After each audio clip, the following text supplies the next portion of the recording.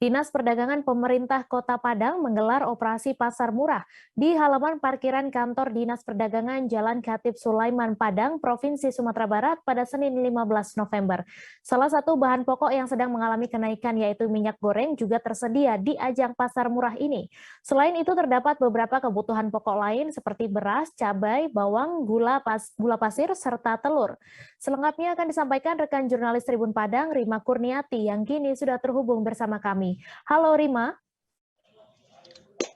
Halo rekan Mei. Ya, silakan dengan informasi Anda, berapa selisih harga minyak goreng di pasaran dengan di operasi pasar murah yang digelar di Dak Padang ini, Rima? Terima kasih rekan Mei.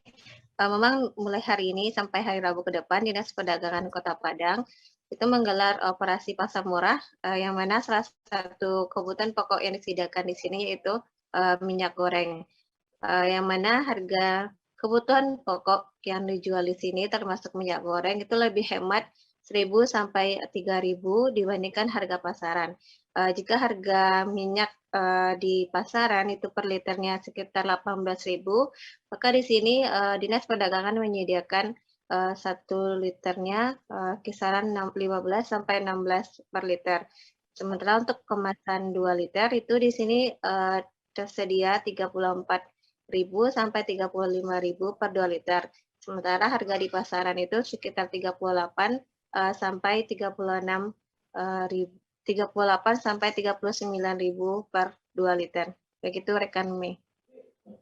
Ya, kemudian berapa banyak voucher potongan harga yang disediakan Dinas Perdagangan, Prima? Baik rekan Mei, memang selain harga kebutuhan pokok di sini lebih rendah 1.000 sampai 3.000, Dinas Perdagangan juga menyediakan sekitar 800 voucher potongan harga, yang mana setiap pengunjung itu bisa mendapatkan 2 voucher, yaitu dengan senilai 3.000.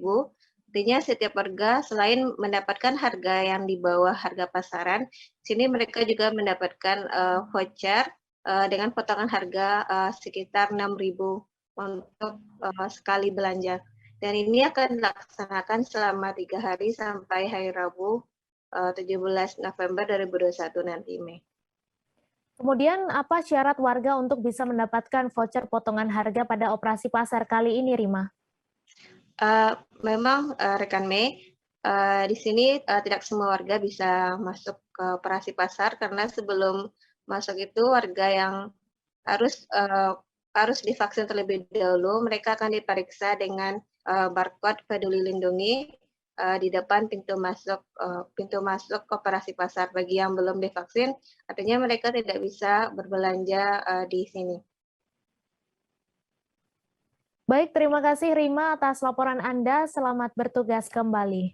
Hai pemirsa Sri Popo TV, jangan lupa komen, like, dan subscribe, serta tonton terus berita-berita terupdate lainnya ya.